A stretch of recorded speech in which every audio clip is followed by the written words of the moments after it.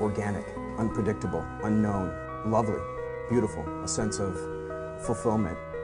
This is part of the pleasures of life and not the chores of life.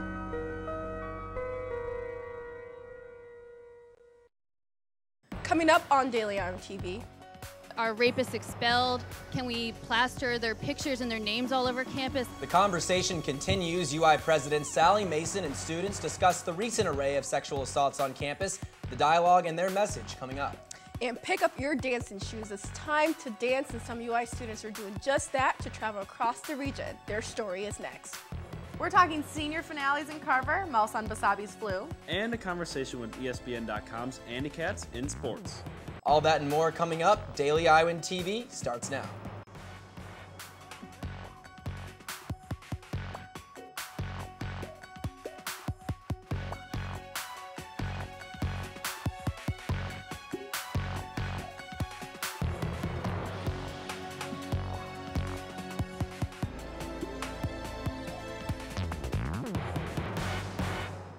Thanks for joining us this evening. I'm Reed Chandler. And I'm Muriel Kone. UI President Sally Mason held a listening session Thursday to get input on how to deal with sexual assault on campus. This comes after her apology for remarks she made about sexual assault to the Daily Iowan. In her original remarks, she referenced human nature as to why sexual assaults will never completely go away, igniting protests earlier in the week and a demand for more discussion on the issue. Mason started the event by sharing a personal story about how she was sexually assaulted as an undergrad. I never want a young woman on this campus, ever in her life, not to know where to go if something like that happens to them. The atmosphere was high in emotion, and many students shared personal stories of sexual assault. I was raped August 24th, 2007, at the end of my first week of classes as a freshman. President Mason and the panel addressed some questions throughout the listening session, but most of the time was used for student and community input. Many of the concerns raised today focused on current UI policy towards sexual assault, as well as accessibility to resources for victims and more education for students. And Mason's controversial comments will be the focus of a special meeting with the Iowa Board of Regents on Friday. A unanimous vote in the Iowa Senate today for a measure that would crack down on human trafficking involving minors. The Senate approved the bill Thursday in a 48-0 vote. The measure will toughen penalties for those who sexually exploit minors, and it also requires an annual report of data detailing human trafficking efforts in the state. The measure will return to the Senate, which passed a similar bill earlier in the week. Selling meth at a grocery store is not the first place you'd suspect for a drug deal, but the Press Citizen reports an Iowa City woman is in custody in an attempt to distribute the drug. At 2:30 a.m., 53-year-old Mary Linnell met an undercover officer at the local waterfront Hy-Vee, allegedly carrying two separate baggies containing the meth in exchange for 80 traceable U.S. dollars. Linnell was arrested and charged with possession of meth with intent to distribute, a Class C felony. A Class C felony in Iowa results in a maximum of 10 years in prison and a fine anywhere between $1,000 and $10,000. A group of students are dancing their way around the Midwest. Dancers & Company is made up of 12 UI undergraduate and graduate students rehearsing tirelessly throughout August, ever since August rather, and tonight marks the start of their home concert in the Space Place Theater in North Hall. DIC will be touring the Midwest for 3 months, performing at different venues. I'm excited to go to Minneapolis. There's a lot of really cool dance happening there, so it's going to be really great to see the dance scene that's happening there in the festival, and then getting to take part in that. If you want to catch the group before they go on tour, they'll perform tonight at the Space Place Theater. Tickets are $5 for students and $12 for non-students. An organization on campus is making a difference with stinky old shoes. The UI Health and Wellness Society has been collecting shoes for about a month now, and Rebecca Hager has an update on how far they've come. We've all heard the familiar phrase, walk a mile in someone else's shoes. But what about walking a mile in no shoes? The UI Health and Wellness Society is working to prevent just that by collecting shoes for Souls for Souls, a nonprofit organization that collects shoes for people in need. A lot of these shoes will go to third world countries, they'll go to places in poverty. So these children who can't participate in athletics because they don't have a nice pair of cleats or athletic shoes, or some of these children in third world countries that don't even have a nice pair of shoes to walk over to school, this is definitely something that's going to help those children out. So far, the group has collected dress shoes, sneakers, and even slippers, all in the name of health and wellness. By providing them with shoes to walk to school, go through with daily tasks, it prevents infections and things like that as well. The shoe drive began on January 21st with just 3 collection boxes. Now they have 11 total boxes around campus and in the community. We've been spreading the love a little bit, collecting boxes all over the place. Lopez estimates that the group has collected over 1,200 shoes for people in need. Rebecca Hager, Daily Iowan TV. Still on the way, how one girl is defying stereotypes with her passion to end world hunger. And in sports, one Hawks laces up with her sneakers for a final time in Carver Hawkeye Arena. But first, let's get our own Brandon Bittner in the weather studio for the latest forecast. Brandon? Good evening, folks. I hope you enjoyed the warm weather last week because we won't be seeing temps above freezing anytime soon. Tomorrow, we will start out with a chilly 1 degree in the morning, but rising to an enjoyable 24 degrees in the afternoon. Friday night will bring temperatures of 24 degrees and overcast skies. This weekend brings a possibility for both snow on both Saturday and Sunday with highs in the lower teens. Monday and Tuesday will have temps in the mid-teens with chance for snow on Tuesday. Wednesday brings temps of 24 degrees with a 50% chance of snowfall. That's your weather for the week. Enjoy your weekend. Back to you, Reed and Muriel. Now it's time for our weekly segment of Spotlight Iowa City, where we shine a spotlight on a unique individual in the community. We'll hand it over to our own Reed Chandler, who has stepped onto the spotlight set to tell us about a girl who wants to feed the world. You've probably heard the term STEM before. It stands for science, technology, engineering, and math, and it's a rapidly growing industry in the world economy. The STEM field is a male-dominated industry, so over the past few years, there's been a national push to get more women interested in the subjects. The UI College of Education hosted its 2014 Iowa Regional Junior Science and Humanities Symposium today, where high schoolers from across the state come to present original research projects as part of a competition. I went over to the symposium today and found a girl who is proving the STEM world isn't just a man's world anymore. Science, technology, engineering, and math. Together they're called STEM, and they're fields of study largely dominated by men, but many educators want to change that. Women are second-class citizens in many countries, that they're not allowed to get educations. But in Iowa City today, 18 high schoolers are presenting original STEM research projects in a state competition.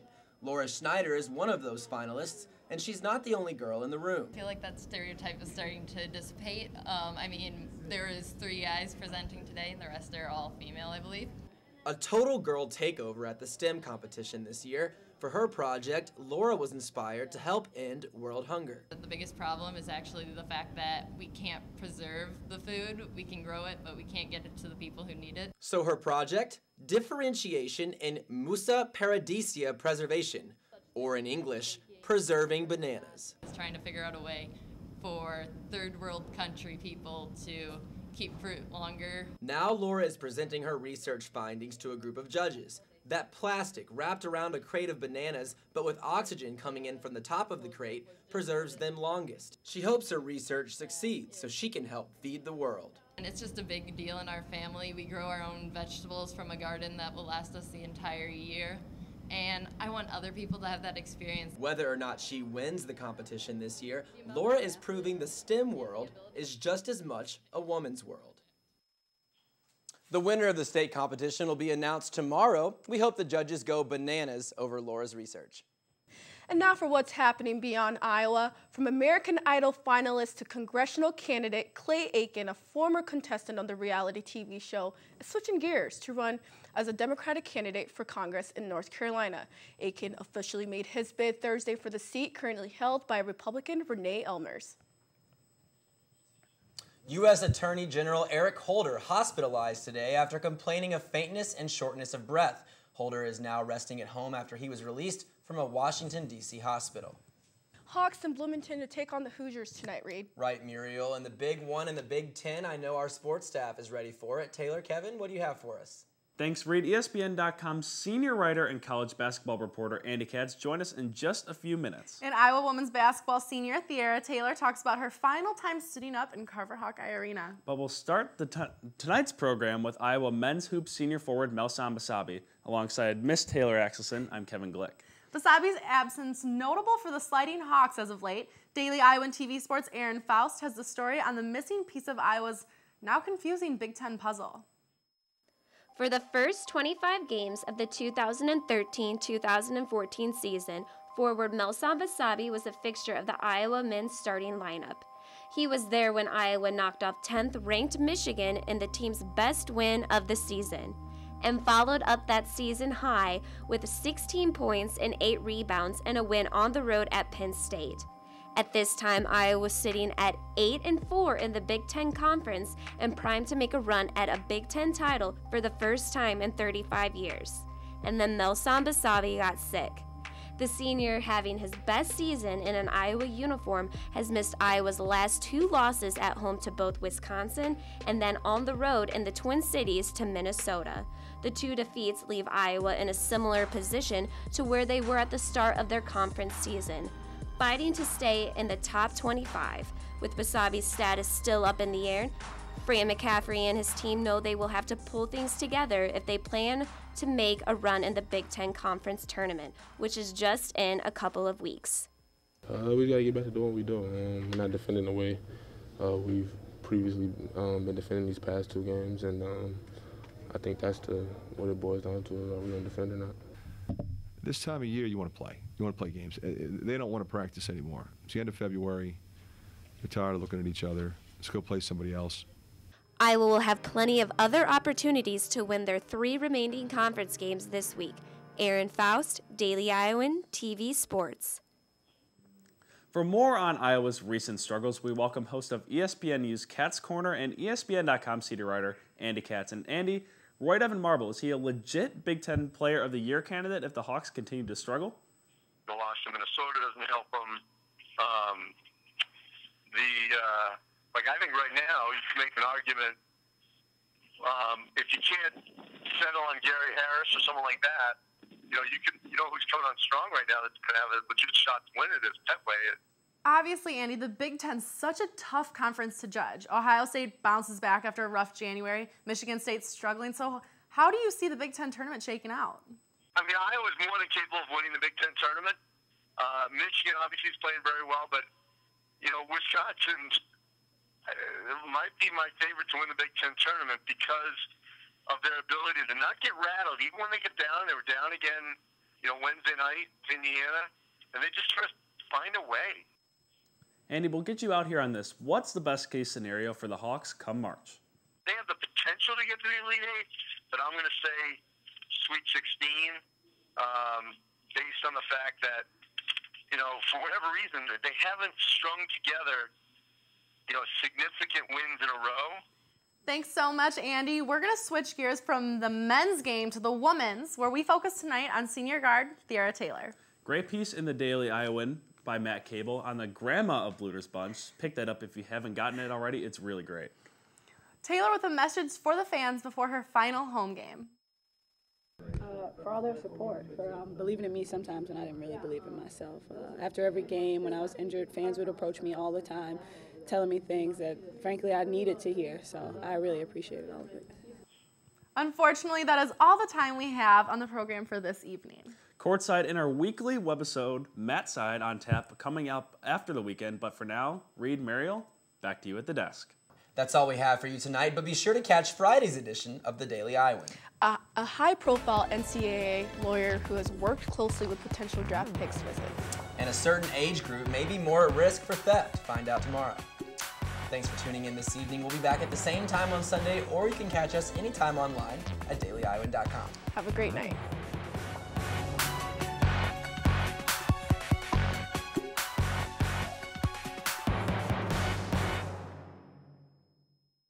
Iowa SJMC. Want a major that'll take you somewhere?